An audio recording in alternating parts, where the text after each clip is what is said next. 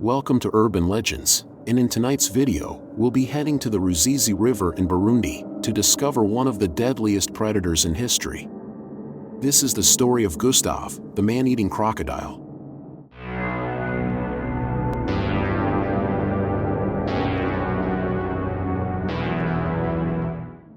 There are approximately 1,000 people killed by crocodiles every year. While the saltwater crocodile of Australasia is responsible for some of these attacks, it is the Nile crocodile of sub-Saharan Africa which is particularly deadly and looks upon humans as easy prey. Many attacks also go unreported, especially in remote areas, so these numbers could be even higher. In the 1990s, one individual gained a reputation that would terrify all who learned of him. Local fishermen began to tell of a Nile crocodile that was significantly larger and more cunning than the others.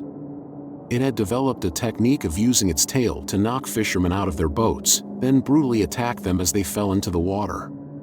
It was known to migrate away from Lake Tanganyika from time to time, and when it was away, the attacks would stop, but when fishermen would not return home, the local people knew that it was back. Measuring 20 feet in length and weighing in at over a ton, this was a truly enormous predator. In 1998, a French naturalist named Patrice Fay, who lived nearby, was called in to kill the beast. It didn't take long for him to locate the animal, and Patrice said of the incident, "The first time I see him, I shoot at him, I shoot again, I didn't kill him. I keep hunting him, and then one day I get a really good look at him. I see this magnificent prehistoric creature, the last of the really big crocodiles. I put the rifle down, I cannot kill him, I must save him.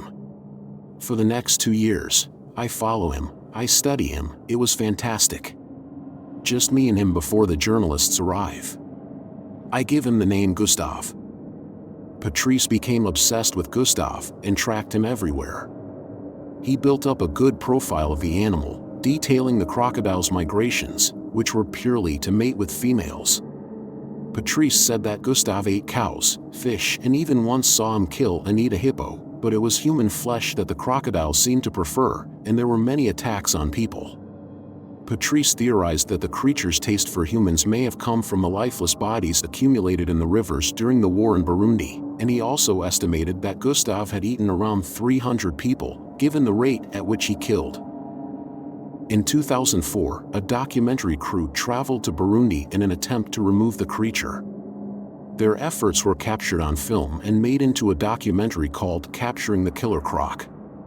This introduced the legend of Gustav to the world, and the team attempted to capture him in a large cage, using a goat as bait. Unfortunately, this was unsuccessful, and the cage flooded one night, with the goat missing upon inspection the following morning. It was thought that the crocodile was just too clever and cunning to be captured that way. In the meantime, Gustav kept killing, and at one point in 2004, he killed 17 people in just 1 month. Patrice conceived the idea of shooting Gustav with a tranquilizer dart and fitting a radio collar to him. That way, people could be warned when he was approaching and could get to safety. Due to the animal's immensely thick skin, the tranquilizer idea was abandoned, but a large snare was created to capture the animal, with a large chunk of meat to lure the predator in.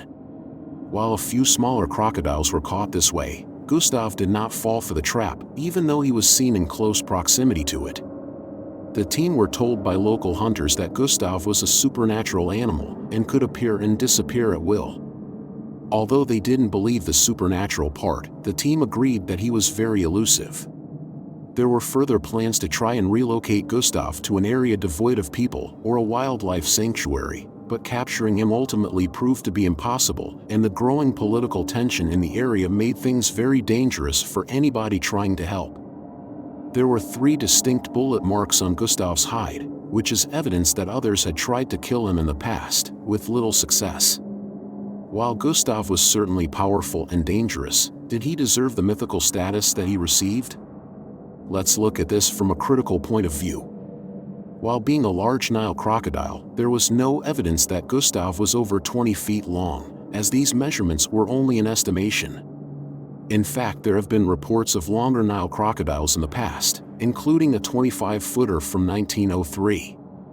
Prior to 2004, Gustav's age was said to be over 100 years old, yet when the documentary team saw Gustav's teeth, they were not convinced of this.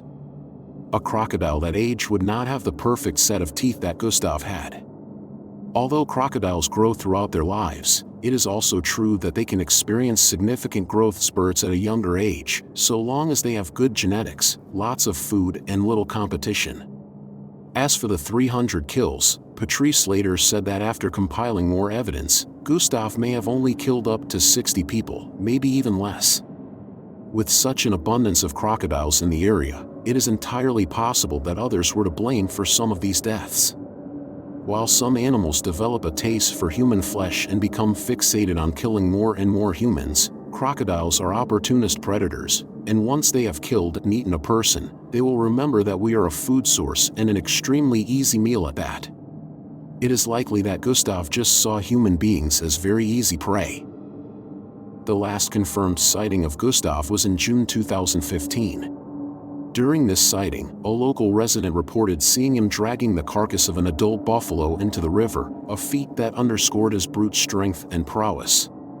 Since then, no further sightings have been reported, sparking a wave of speculation and rumors about his fate. One popular theory is that Gustav may have died of natural causes. The life expectancy of Nile crocodiles is typically between 70 and 100 years, so it's plausible that age caught up with him. Another theory suggests that Gustav may have been killed, either by locals seeking to end his reign of terror or by other natural predators. In 2019, unverified claims surfaced suggesting that Gustav had been killed, but no real evidence has been provided to confirm these reports. The absence of his massive and scarred body makes it difficult to draw any definitive conclusions. Gustav's disappearance has had a significant impact on local communities. For years, he was a living nightmare for the people living along the Ruzizi River, influencing their daily routines and instilling a constant sense of fear. Fishing and river travel were fraught with danger, and his presence shaped local folklore and cautionary tales. Gustav's attacks were not just random acts of predation, they were perceived as calculated, further fueling his fearsome legend. The respite from his reign of terror following his disappearance has been a relief for many, yet the mystery of his fate leaves an uneasy void. Gustav's story has reached beyond local folklore, capturing global attention through documentaries and articles. His tale is a powerful reminder of the delicate balance between humans and nature and the respect that such a balance demands. Whether Gustav is alive or not, his legacy endures as a symbol of nature's untamed power. His story is a testament to the mysteries that still exist in our world, urging us to respect and coexist with the wild creatures that share our planet. What do you think happened to Gustav? Let us know in the comments below, and don't forget to subscribe to the channel for more videos. We'll see you next time for more urban legends.